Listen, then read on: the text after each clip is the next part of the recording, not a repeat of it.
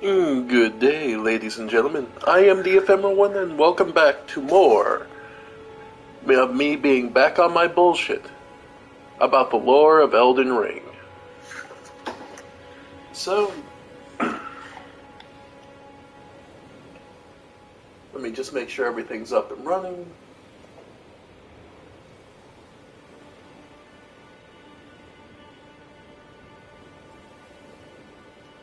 Cool. Everything looking good, chat's fine. Alright. So, last time, we cleared we cleared 3 of the shard bearers, the demigods rulers of these lands. We cleared Radon the Star Scourge from Kaled. We felled Godric the Grafted from Limgrave. And even Renala, Queen of the Full Moon, from the Raya Lucaria. When we defeated Radon, we saw something struck the earth. And this is the Starfall Crater.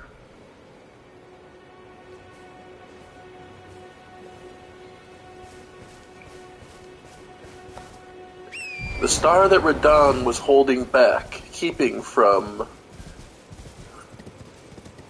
fulfilling its inevitable journey to crashing here.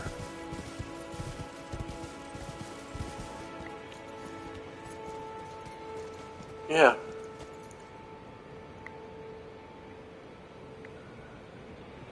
So, a good chunk was suddenly bored out of the earth, and the new path down is available to us. Well, we were told that this would lead to Nokron, one of the eternal cities down underground. So, let's see. 1 second.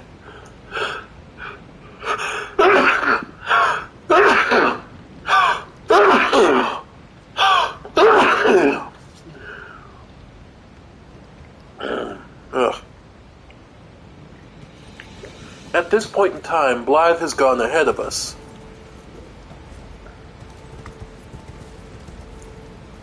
He's gone to explore this before us.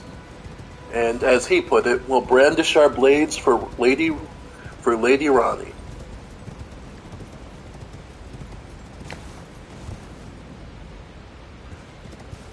But there's no way down from over there, so looks like the only way down is there. So we'll have to rely on Torrent's good strong legs to get us the whole way to the bottom. And this will bring us to one of the more interesting areas that's a bit unique and different.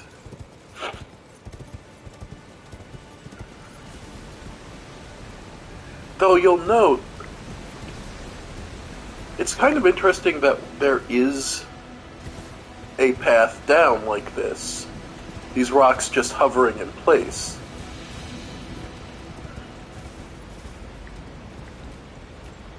It's obviously a feat of some kind of the gravitational magic, but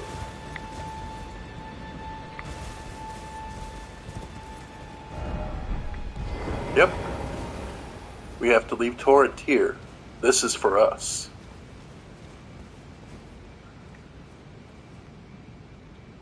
Another place of these blue flames. You can imagine the regular colored lights are left by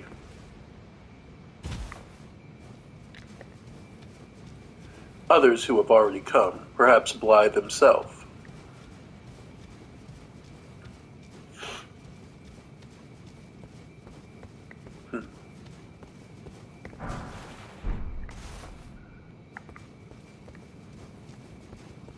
And there is a path down and down. Best to prepare a light source now.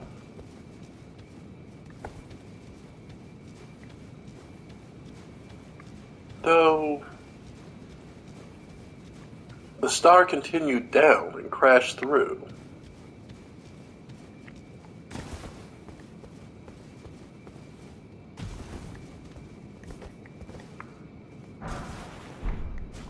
Soporific grease to make weapons send enemies to sleep.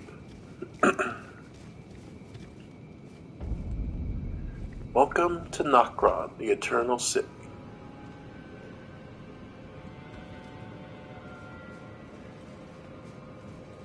So this place probably... It didn't look like this completely, but it's clear that the Starfall, at the very least, has done some damage.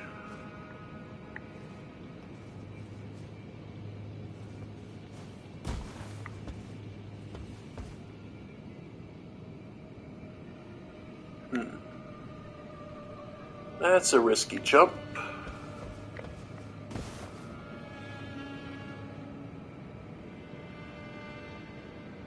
But there's naturally stuff over there. And it does lead down to where we would have to go anyway. And we don't have that many runes on us, so why not?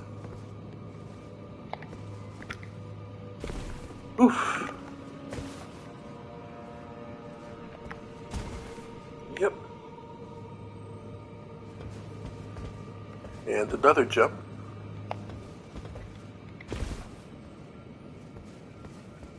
Here we acquire silver tier husks.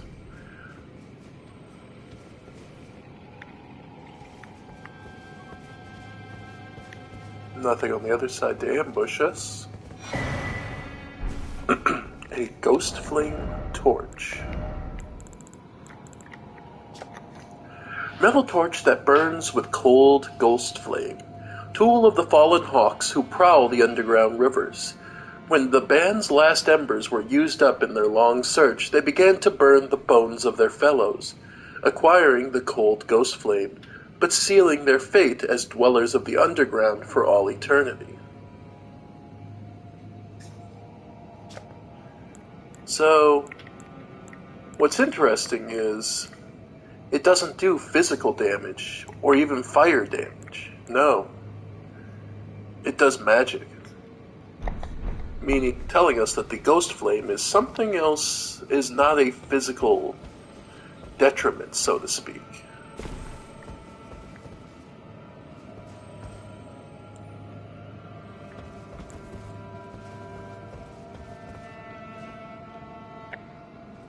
And you can see here, there's something, that slime is moving.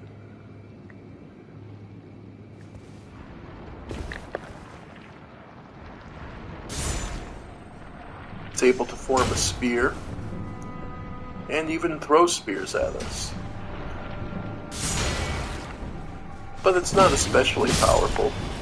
In fact, it doesn't even have the resistance of the slimes we find on the surface that normally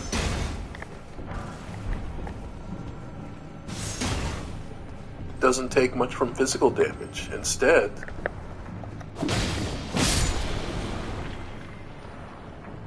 it goes down in 2 shots.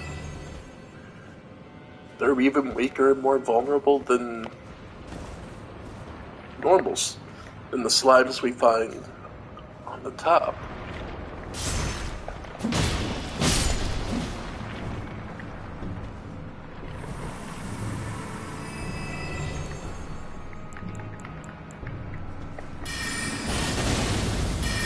No.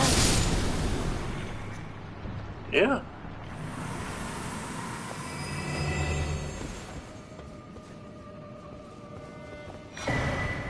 A rune arc.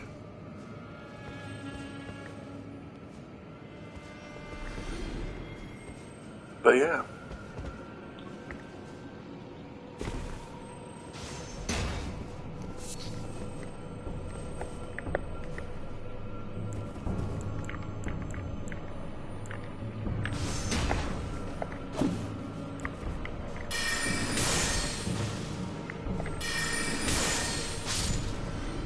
Alright, maybe we'll stick with Night Shard.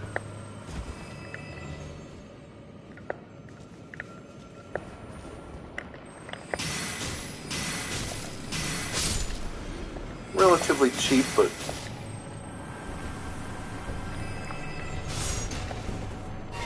and that's just a health refill, so I'm not particularly worried about that bug.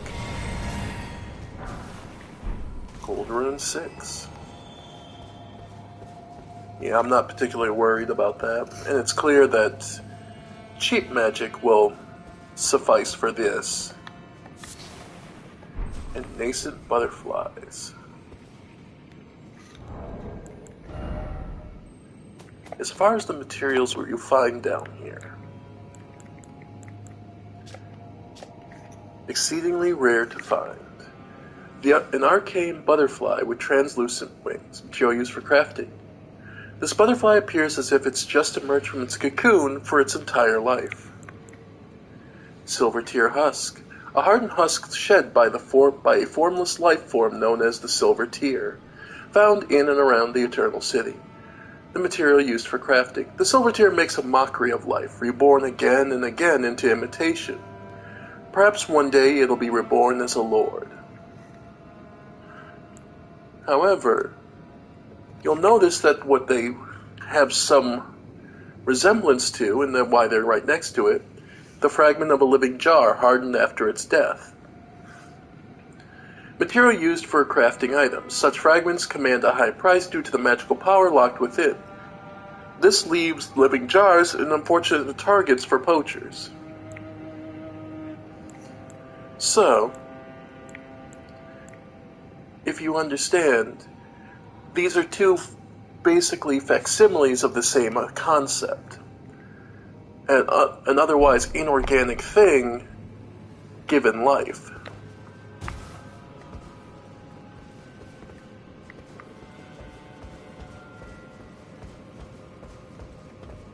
And in this case, the silver tears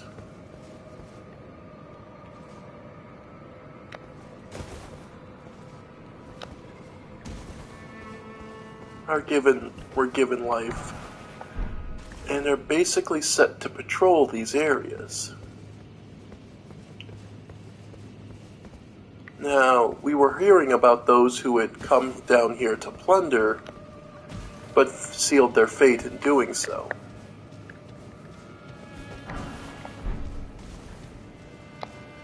Well, it's about time we meet them. The Underground Hawks. These wielders of the cold ghost flame. You can take them out relatively simply from above, but I'd like to give you an idea of why.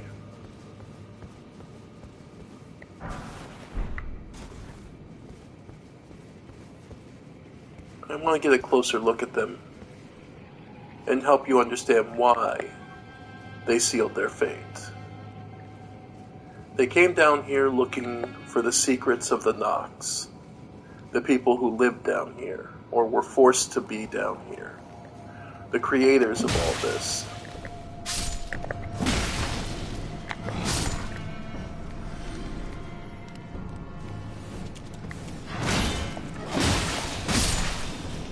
Yeah.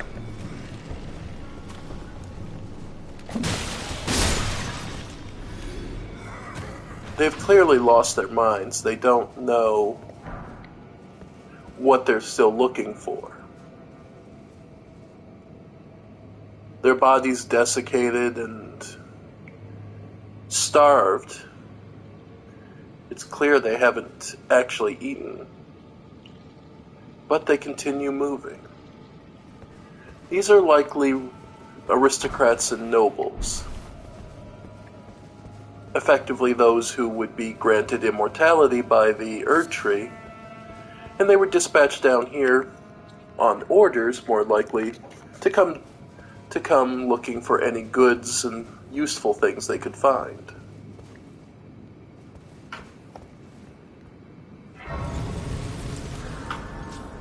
But the ways collapse behind them.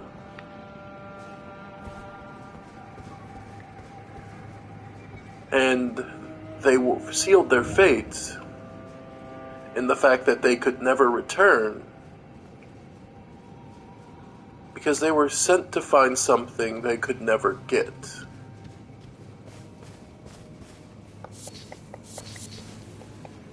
And so they faded into myth, forgotten down here. After all, no one was going to come looking for the dead.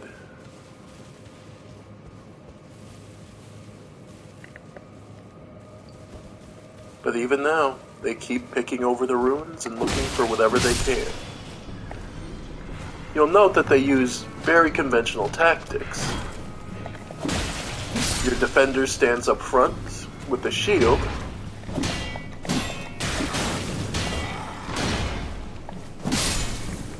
Archers stand in the back.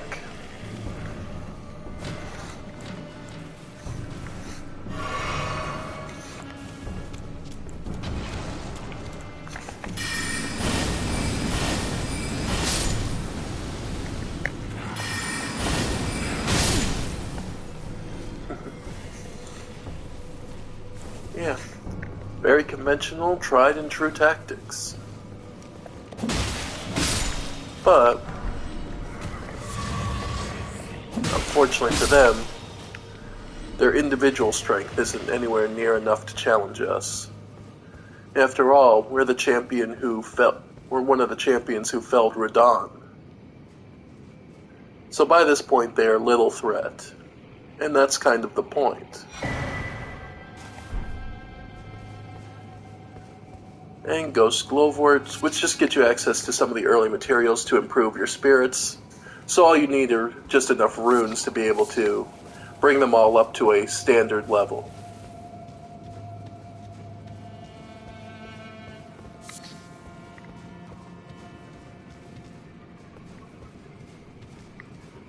And silver fireflies.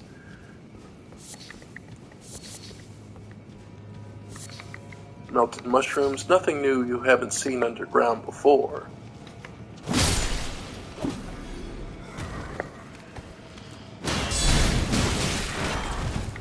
Well, they can show some of their old vigor when they try.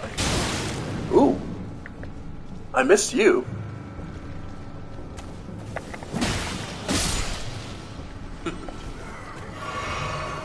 So he got us in the back. As far as the Spirit Flame arrows, arrows set alight with Ghost Flame before firing, deals magic damage while also afflicting foes with frost. Used by the Company of the Fallen Hawk once ordered to explore the Eternal City. When I say they were sent on a doomed mission, what I mean is they lacked the materials and the ability to fully explore Nokron. Because Nokron is disjointed ever since it was forced underground.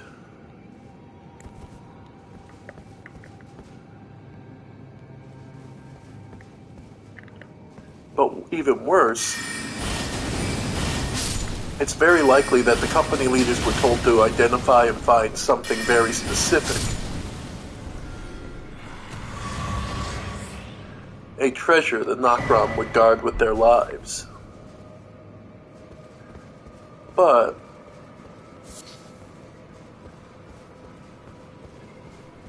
unfortunately,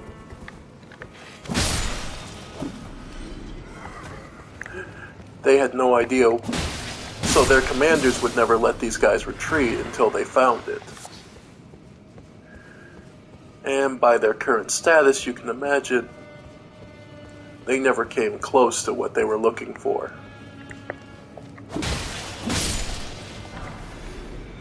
Great Shield Soldier Ashes. Theoretically useful.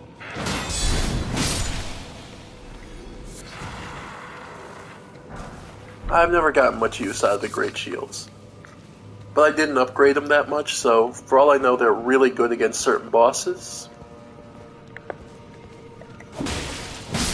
Though we will get probably one of the best summons down here. It'll be funny to watch that fight. Again.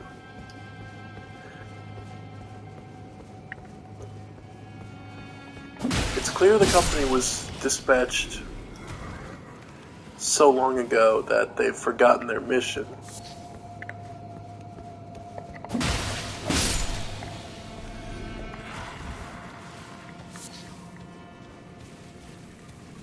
I'm truly trying to think. I know what Ronnie's looking for down here.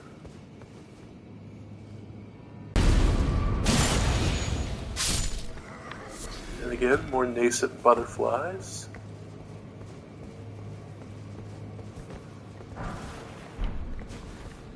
Yeah. And all the standard underground stuff.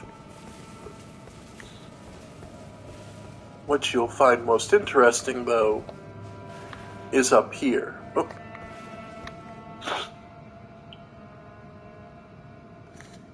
It looks like people were rising up out of this, stretching out as if they're just trying to escape.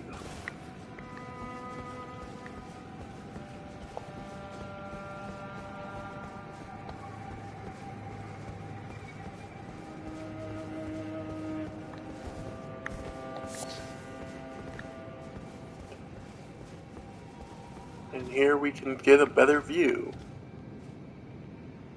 of Nokron, the Eternal City, which overlooks everything we've been seeing so far. And here we get our first introduction to one of the followers. Their liquid flowing sword.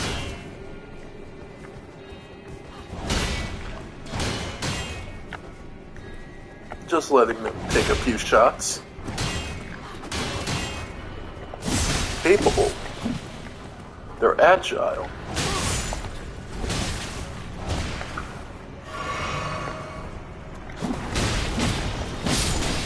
Again.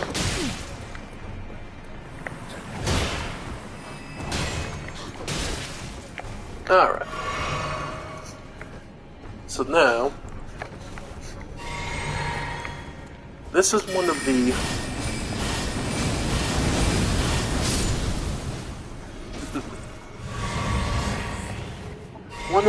people of Nox, actually. I believe they're called Sword Mistress, if I remember correct. Or Swordstress.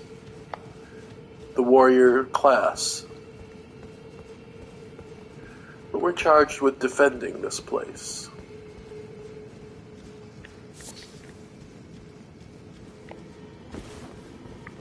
What's interesting about Nox is this entire area, it's clear that this place existed above ground at some point with their focus on the stars.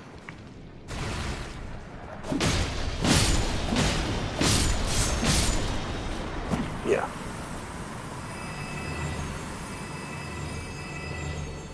But another larval tear, nice. But, hi Jessica. But what's interesting about them being underground is this entire area was, at some point, above ground. And then was forced down here. My current belief is that what we're looking at above us is an artificial sky that they created. The astrologers say the astrologers in this game used to be able to predict the fate of the world using the stars. What I believe that is a euphemism for is quite literally being directed by the greater will, like the two fingers are. Radon stilled the stars in the more modern times, so they weren't able to complete. In fact, I think one of the things Ronnie put in place was the act of creating that meteor that brings us down here. The starfall, I'm pretty sure Ronnie has directly controlled that. I imagine what it was is a large chunk of ice that she called down from the heavens, large enough to breach the ground and bring us all the way down to Nokron, where a treasure she required lay. And this is because the Nokron, or the Nox overall, were actually could create things that no one else could. It's kind of like how the Crystal Blade can only be made by Crystallians. The Nox had some secret techniques to create things that could resist and alter the flow of life and death. Their overall are best described as a sort of alchemy. Thus the silver tears we see next to the Nox soldiers. And here we get a taste. Who should we bring for this fight? You know what? Hughes hasn't had a chance to really... No, I don't have enough FP, that's right. That's why I don't use him. Same with you. Oh, the marionette will be funny.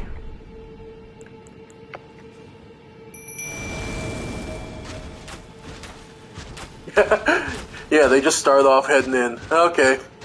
Because this fight, more than any other, will be funny. Because this fight is the Mimic Tier fight.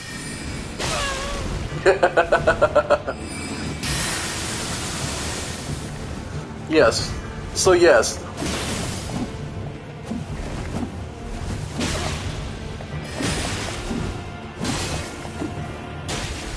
Yes, they're going to copy my...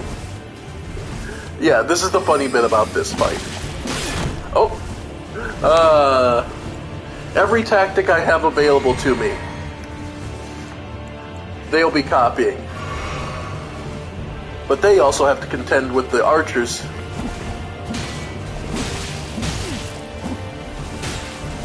Yeah. Yep. You can copy, but you'll never be quite as strong as what I have.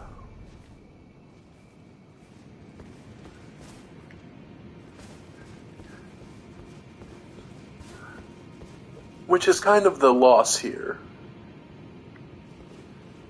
Though, it is worth noting, this is another one of those broken statues of the scholars holding the stones. We see them all across the ups in the Forgotten Ruins up on the surface, so it's a little interesting that even down here we can see it. Now, the items we got... Silver Tear Mask, there it is.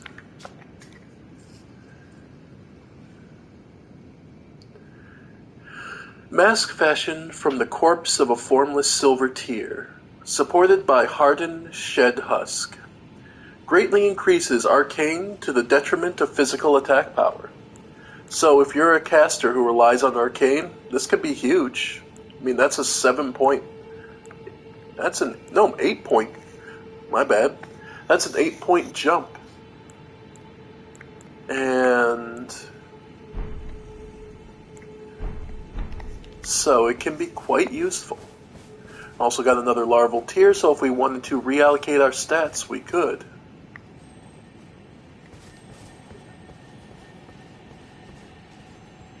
And up here, another bridge. Oh.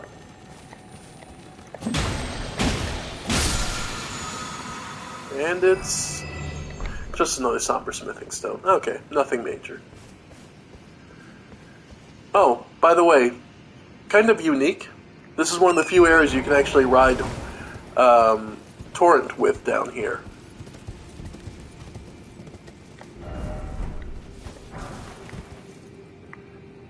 Yep, birds live down here.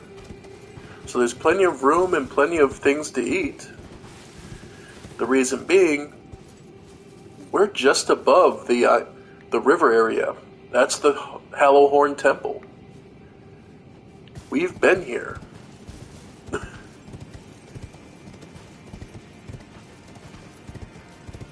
Yeah, this is just the upper area we couldn't reach before.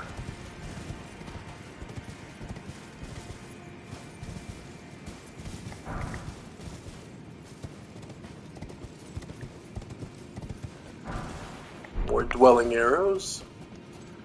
So it's worth noting that Cold Flame could be considered something of an equivalent to these dwelling arrows. Sibling techniques, one might call them. And more of the ancestor worshippers. And even beyond that,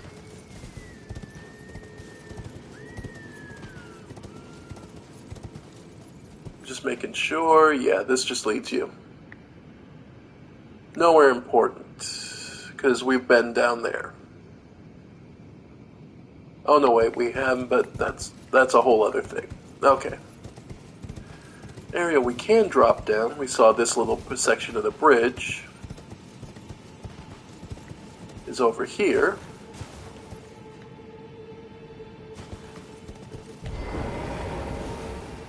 With one of the ghosts.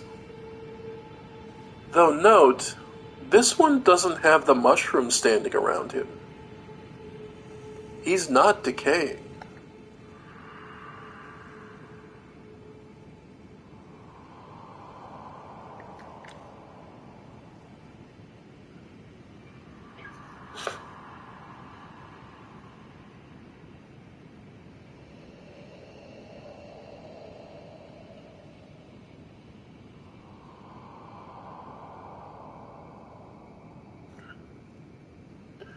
The spirit isn't looking to move on. If anything, he wants to live all the same. And this is also your first hint and introduction to that place over there. Long live the Mogwin dynasty. Well, let it live as long as it can, anyway. And this area, let's say, you can drop down and that'll start bringing you back towards the lower area that you were at before. But there's still this upper area where a second round of these pillars exists. Because if you remember, these allowed us to reach the Hallowhorn, which should tell you there's another around.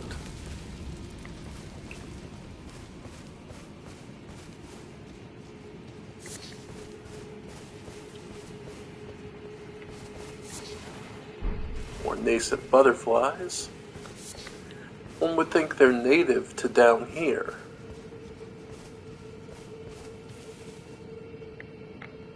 After all, these are the eternal cities.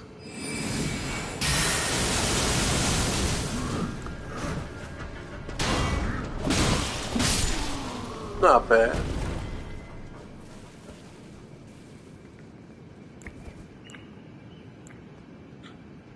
No, I don't think I'll waste that. I don't think I'll waste a cannon shot on this. As amusing as it would be to take out the deer and such. Alright. But yeah. It is simply worth noting.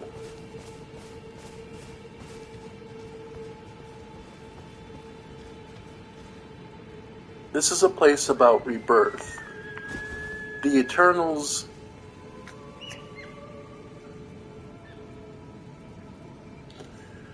the eternal description of the cities is no small feat. It's truly about being reborn again and again. The difference is the Nokron sought to take control of it. But to do that, they needed to study what natural life was. So a preserve like this makes sense. After all, you need raw materials in any kind of research. Control groups to study against.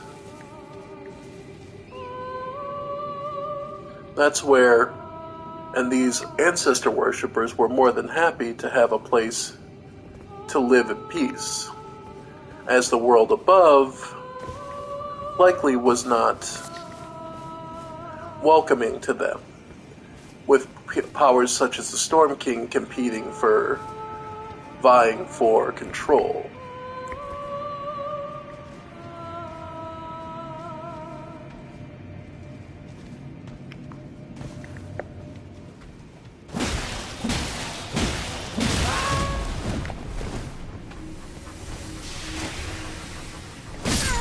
Oh, wow. I underestimated them. That's on me.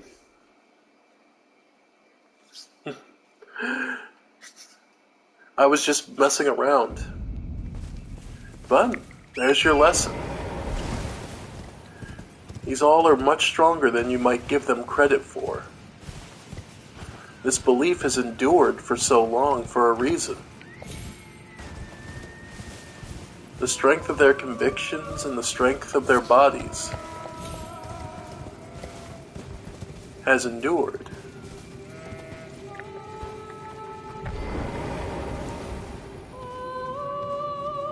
So, do not take it lightly.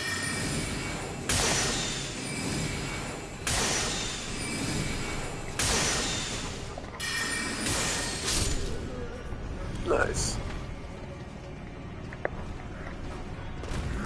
Oh, there's two of them, okay.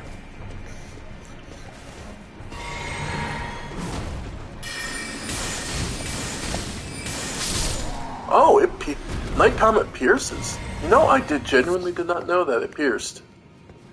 Oh, that makes it more useful. Still. And there we can see the other Hallowhorn Temple. And see that there are only, I believe, 6 pillars versus the 8 the previous one had. God, I can't light while I'm up. So, yeah, it's only 6 to fight the Ancestor Spirit again. And there's another one of the Hallowhorns, as well as one of our targets.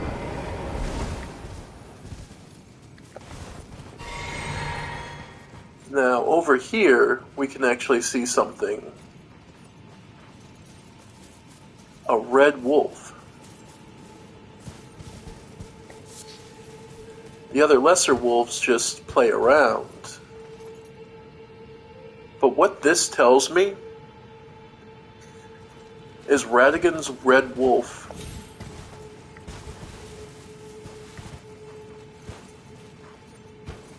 to me, it can be taken several ways. That the red wolves existed before, but I think it's more a case of, from my personal perspective, I think it's more a case of, this is a sign that Radigan has been here, has studied here.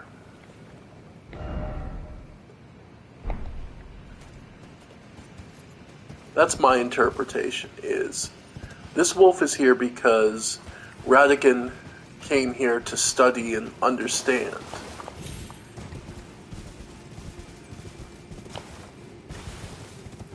To understand who or what? Well, naturally, the wife he would be leaving Renala for.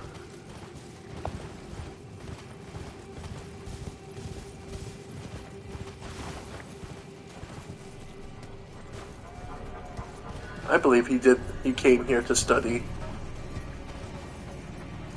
Oh, it saw me.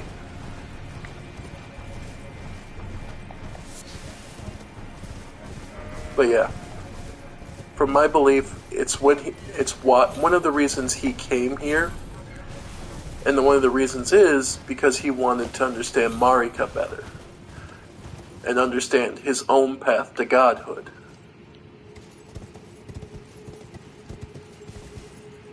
I don't have a complete understanding of Radagon and Marika's dynamic/relationship, but as it stands, I believe they are, in fact, two different beings, and that effectively Radagon's plan was to usurp the control of the Golden Order from her.